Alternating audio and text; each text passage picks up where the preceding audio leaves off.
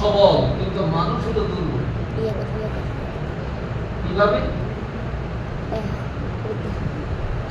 দুনিয়া যত প্রাণী আছে সব মায়ের গর্ভ থেকে আসার পরে অথবা ডিম থেকে ফুটার পরে তারা নিজে নিজে খায়, নিজে নিজে হাঁটে, নিজে নিজে দাঁড়ায়, নিজে নিজে দৌড়ায়, ঠিক কিনা? সবল। পাখি নিজে নিজে উড়াবে, কথা ঠিক না? নিজে নিজে কি উড়াবে। কিন্তু মানুষের সন্তান যখন জন্মগ্রহণ করে এত দুর্বল, না পারে বসতে, না পারে দাঁড়াইতে, না পারে শুইতে, না পারে খাইতে, না পারে আগুন পানি চিনতে, ঠিক না? আত্মীয় স্বজন তো চিনে না। বুক থেকে 1-2 বছরে খানা খাওয়ায় আস্তে আস্তে একটু সতেজ করে, শরীরের মধ্যে একটু এনার্জি আসে।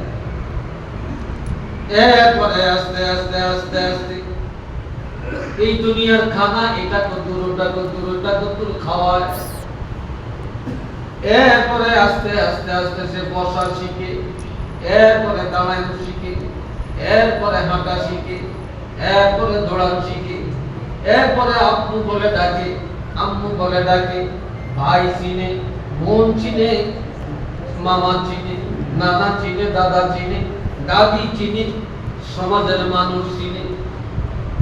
আল্লাহ যত মাখলুকাত, কোনটা নারিকেল গাছ, কোনটা আম গাছ, কোনটা গাব গাছ, এগুলা সব চিনে।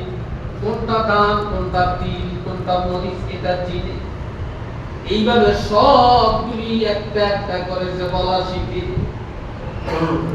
এরপর আস্তে আস্তে এইবার সে বয়স বাড়তে থাকে, স্কুলে যায়, মাদ্রাসায় যায়, তার বাক শক্তি এখন পরিপূর্ণ। আল্লাহ তাকে ভাষা ও শিক্ষা দিলেন। এইবার বড় হইতে হইতে হইতে হইতে 33 বছর যখন হয়, 12 বছর যখন হয়, তখন থেকে তার জোয়ানি শুরু হয়। এই জোয়ানিটা বাড়তে বাড়তে বাড়তে বাড়তে বাড়তে 33 বছর পর্যন্ত বাড়তে থাকে। 33 বছর যখন হয়ে যায়, 33 থেকে 40, 7 বছর, এই 7 বছর জোয়ানি বাড়ে না, কমে না, একই অবস্থার মধ্যে থাকে। বাড়েও না, কমেও না, একই ধারায়। 40 যখন হয়ে যায়, এবার তার বাটা লাগা শুরু হয়। বাটা লাগে কি শুরু হয়। এবার দুর্বল হইতে হইতে হইতে হইতে এখন সে স্বামী হইছে, বাবা হইছে, দাদা হইছে, নানা হইছে, বড় বাপ হইছে, হইছে না? বড় বাপ হইছে।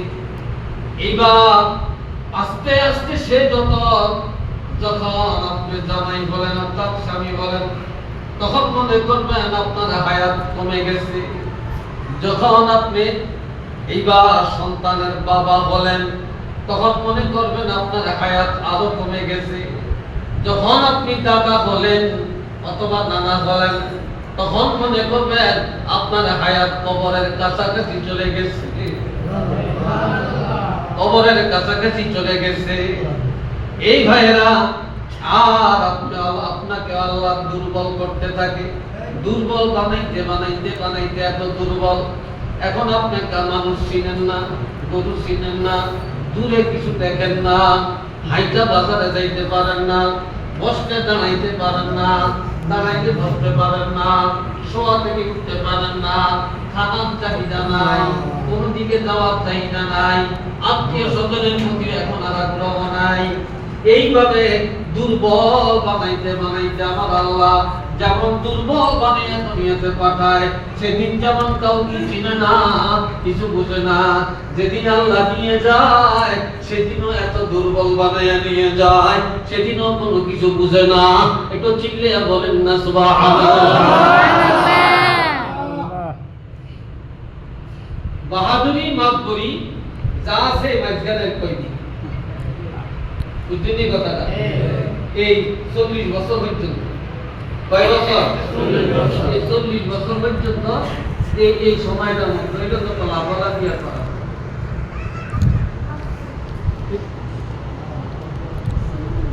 ভাইরারে আমার, এই জন্য আমার আল্লাহ বলেন মিনহা খালাকনাকুম, বান্দারে আমি আল্লাহ মাটি দ্বারা তোমাদেরকে বানাইছি। কি দিয়ে বানাইছি? জোরে কর মাটি। তবে আমরা আল্লাহ মাটি দিয়ে বানাইছে, তবে মূল মাটি কিন্তু আমরা না, সরাসরি মাটির তৈরি আমরা না। সরাসরি মাটির তৈরি একমাত্র আদম আলাইহিস সালাম। জোরে বলেন কি? আরেকটু জোরে বল। আদম আলাইহিস সালাম। আদম আলাইহিস সালাম সরাসরি মাটির তৈরি, আর আমরা হইলাম মাটির নির্যাস, মাটির সারাংশ। আমরা কি? মাটির সারাংশ। কথা বলছি না। খলাকাল ইনসানা মিন সুলালাতিন মিন তিন, আমি আল্লাহ তোমাদেরকে মাটির সারাংশ দিয়া বানাইছি। এই মাটির সারাংশটা হলো এই দুনিয়াতে বান্দার জন্য আল্লাহ যত রিজিক তৈরি করেন, সব রিজিক এই মাটির থেকে উৎপাদন। কথা ঠিক কি না? রিজিক উৎপাদন হইছে কইতে মাটি থেকে। মাটি থেকে না? নারকেল গাছ হইছে কইতে সব মাটি থেকে। তাল গাছ, খেজুর গাছ, জোরে কর ধান মাটি থেকে। কথা ঠিক না? গাছ চাই যত আছে কোথা থেকে? মাটি থেকে। মাছ সব মাটি, এটাও মাটি খায়। কথা ঠিক কি না? তাহলে এগুলা খায়া আমাদের শরীরে রক্ত মাংস হয়েছে। এই রক্ত মাংস থেকে আমার আল্লাহ আর একটা নাপাক পদার্থ বানাইছে, যেটাকে বলে বীর্য। আর এই বীর্যটা হইল মাটির সারাংশ।